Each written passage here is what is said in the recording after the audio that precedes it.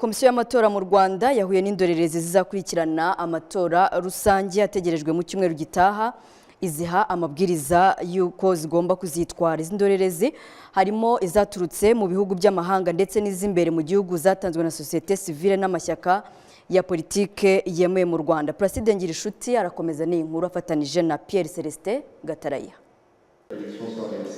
Izi ndorerezi zasabwe kuzatanga raporo y'ibyo zabonye mu gihe amatora azaba arangiye mu rwego rwo kubaka amahame ya demokarasi n'imiyoborere myiza.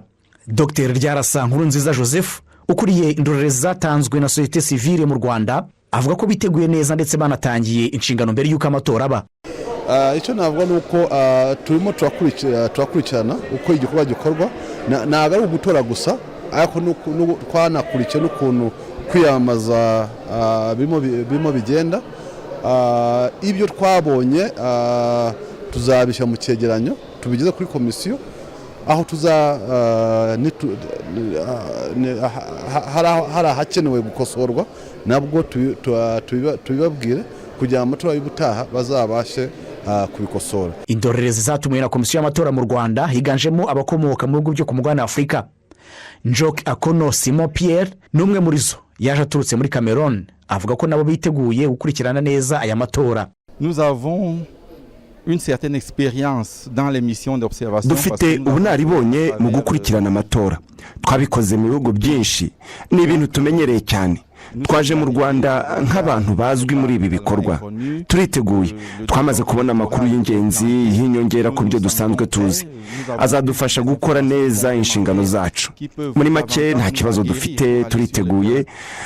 Twaje kuba abahamya b'uko ubutegetsi bushyirwaho n'abaturage bwagizwemo uruhare nabo hano mu Rwanda. Témoigner de l'évolution du processus démocratique au Rwanda. President wa komisiyo y'igihugu y'amatora mu Rwanda Odagasinzigwa avuga ko bishimiye kuba indorerezi batumiye zaritabiriye ubutumire bwabo kandi ko ari ikimenyetso kigaragaza ko u Rwanda rubanye neza n'amahanga. Twebwe rero iyo tubaje turishima, ariko nanone kuko u Rwanda rubana n'amahanga, benshi baza nanone no muri urwo rwego rw'ubufatanye dusanganywe kugira ngo mu gihe cyiza nk'iki ngiki nabo bihera ijisho bakurikira uko dutegura amatora, bityo nabo bazatangaze, bazaduhe raporo.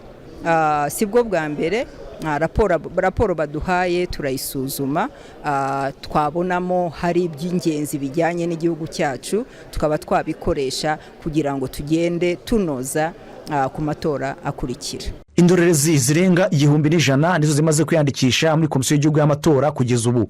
Zirifuza kuzakurikirana amatora rusange ategerejwe mu cyumweru gitaha. Izi ndorerezi harimo izirenga 770 z'imbere mu gihugu zatanzwe n'imiryango ya societe civile ndetse n'amashyaka n'imitwe ya politike byemeye hano mu Rwanda.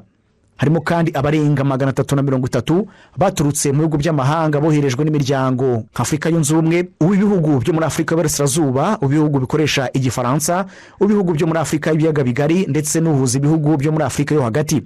Izi ndorerezi kandi harimo izaje mu Rwanda zoherejwe na za komisiyo y'amatora z'ibihugu nka Angola, Uganda, Zimbabwe, Benin ndetse na Congo Brazzaville. Harimo kandi n'izaje zoherejwe n'imiryango itegamiye kuri leta na societe civile mu bihugu bitandukanye bya Afrika. Placide Ngirishuti, i Kigali.